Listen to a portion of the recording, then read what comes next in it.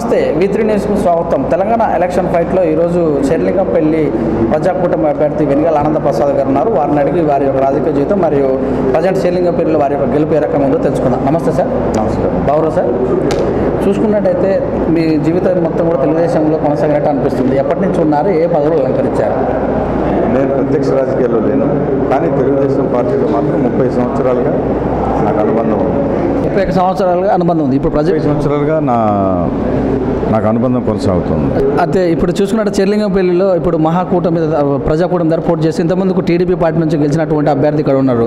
వారిని గెలవాలంటే వాళ్ళు ఆల్రెడీ రాజకీయంలో బాగా అంటే పరిణతి చెందిన వాళ్ళగా అనిపిస్తుంది. మీరు వారిని ఎలా ఎదుర్కొంటారు? మరి టీఆర్ఎస్ ప్రభుత్వం ఉంది, అలాగనే బీజేపీ ప్రభుత్వం నుంచి కూడా వ్యక్తి ఉన్నారు. వీళ్ళిద్దరిని ఎదుర్కొనేటానికి మీ దగ్గర ప్రణాళిక ఏముంది? 2014లో మీరు ఎవరైతే చెప్తున్నారో ఆ వ్యక్తి నాకన్నా వీక్ ఇక్కడ. ఇది ఓన్లీ ఒక తెలుగుదేశం పార్టీ ఒక బ్రాండ్ ఇమేజ్ మీద ఒక పార్టీ కార్యకర్తలు నాయకులు సమిష్టిగా గెలిపించుకున్న వ్యక్తి ఆయన కన్నా నేను ఒక బెటర్ పొజిషన్లోనే స్టార్ట్ అయ్యాను ఇవాళ. ఇప్పుడు షేర్లింగంపల్లిలో ఉన్నటువంటి ప్రధాన సమస్యలు ఏంటి, వాటి గురించి మీరు ఎలా కృషి చేస్తారు? ప్రధాన సమస్యలు ఇక్కడ చాలా ఉన్నాయి. ప్రధానంగా ఇవాళ ట్రాఫిక్ సమస్య ఉన్నది, రోడ్లు, డ్రైనేజు, మంచినీళ్ళు, తర్వాత స్ట్రీట్ లైట్లు, పబ్లిక్ పార్కులు, పబ్లిక్ టాయిలెట్స్, ఇలా చెప్పుకుంటూ పోతే ప్రాథమిక విద్య సరిగా లేదు, ప్రాథమిక ఆరోగ్యం వసతులు సరిగా లేవు, తర్వాత శ్మశాన వాటికలు లేవు, ఇలా చెప్పుకుంటూ పోతే నియోజకవర్గం అంతా సమస్యలే ఉన్నాయి. వీటినన్నిటికీ కూడా ఒక ప్రణాళికాబద్ధంగా జాగ్రత్తగా నిపుణుల ద్వారా పరిష్కరించే అవసరం ఉంది. అయితే ఇక్కడ టికెట్ గురించి ప్రజాకూటమి చాలామంది కూడా ట్రై చేశారు, మీకు వచ్చింది. మరి ఆ ట్రై చేసిన వాళ్ళందరూ అల్కపోనకుండా వాళ్ళందరినీ కూడా మీరు మీ అంట తిప్పుకుంటున్నారా? అందరూ నాతో కలిసే నడుస్తున్నారు, మీరు చూస్తున్నారు కదా ప్రచారంలో కూడా. ఇప్పుడు అంటే బహిర్గతంగా చెప్పుకున్నట్టయితే టీడీపీ కాంగ్రెస్లో ఎక్కువగా పరిపాలించినవి అంటే వీళ్ళిద్దరు రేపు అంటే కుదిరిందటనా? ఏది అంటే ఇక్కడ ప్రజెంట్ అంతకుముందు కూడా టీడీపీ కాంగ్రెస్ వాళ్ళు ఎక్కువ పరిపాలించారు, వాళ్ళకు కూడా వైరుధ్యాలు ఉన్నాయి. అవన్నీ సమించిపోయి ఇప్పుడు అందరూ కూడా వెళ్ళిపోతున్నారు ముందుకంటే. ఏ పార్టీకి ఆ పార్టీ సిద్ధాంతాలు ఉన్నాయి.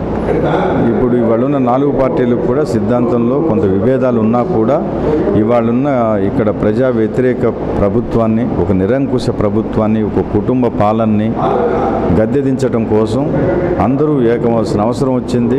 అపోజిషన్లో ఓట్లు చేయకూడదు, యునైట్గా ఉండి అటువంటి రాష్ట్రానికి ఎవరైతే ఇవాళ ఒక ప్రమాదకారిగా పరిణమించారో వాళ్ళని గద్దెదించాల్సిన అవసరం రావటం వల్ల వీళ్ళందరూ ఒకటవ్వాల్సి వచ్చింది. ఆ దిశగానే వాళ్ళ ప్రయత్నం జరుగుతుంది. మున్సిపల్ శాఖ మాజీ మంత్రివర్యులు కేటీఆర్ సవాల్గా తీసుకున్నారు, షేర్లింగంపల్లి ఖచ్చితంగా కూడా మేము గెలిచి తీరుతామని.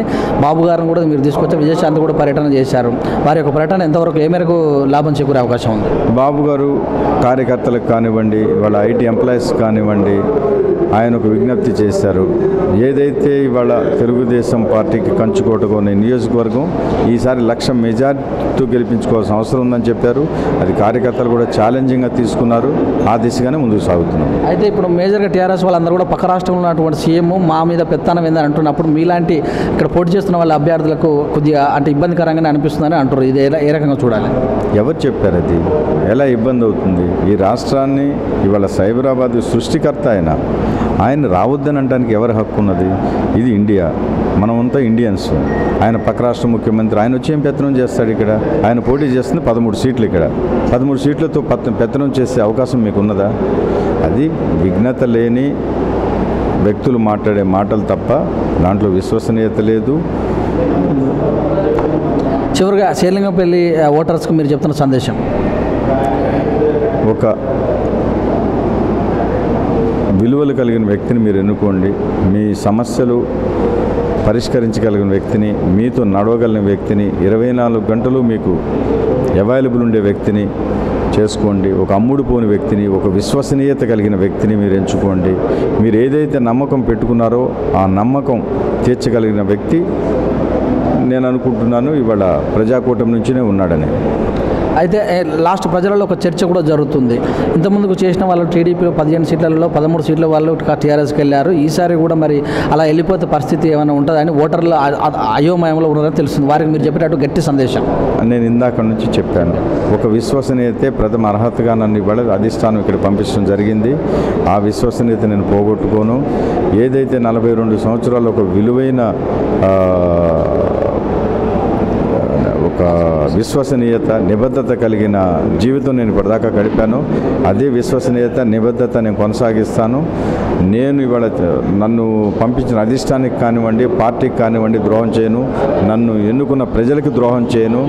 అది మీ ద్వారా మరొక్కసారి తెలియజేస్తున్నాను. వాళ్ళు విలువైన ఓటుని నాకు వేసి నన్ను గెలిపించుకుంటే వాళ్ళ సేవలోనే తరిస్తానని, నేను ఏ విధంగా అమ్ముడు పోనని, వాళ్ళ భావి తరాలకు కూడా గర్వంగా చెప్పుకునేటట్టు నా బిహేవియర్ ఉంటుందని వాళ్ళకి ఇంకొకసారి తెలియజేస్తాను. ప్రచారం ముమ్మరంగా స్టార్ట్ అయింది. ఈ ప్రచారంలో ప్రజల దగ్గర మీరు వెళ్తున్నారని తెలుస్తుంది. ప్రజల నుంచి స్పందన ఎలా ఉంది? చాలా అద్భుతంగా ఉన్నది. ఒకటి, ప్రజాకూటమి మీద ఒక నమ్మకం, విశ్వాసం వాళ్ళకి కనపడుతుంది, అభివృద్ధి చేయగలిగిన కూటమిదని. రెండోది, ఇవాళ ఉన్న ప్రభుత్వ వ్యతిరేక పనులు కూడా చాలా క్రిస్టల్ క్లియర్గా కనపడుతున్నాయి. అక్కడ మొత్తం మీద అయితే ప్రజాకూటమి ఏర్పడుతుంది అంటారు. తప్పనిసరిగా. Thank you sir. Thank you very much. శాతం ఏర్పడుతుంది. Thank you sir.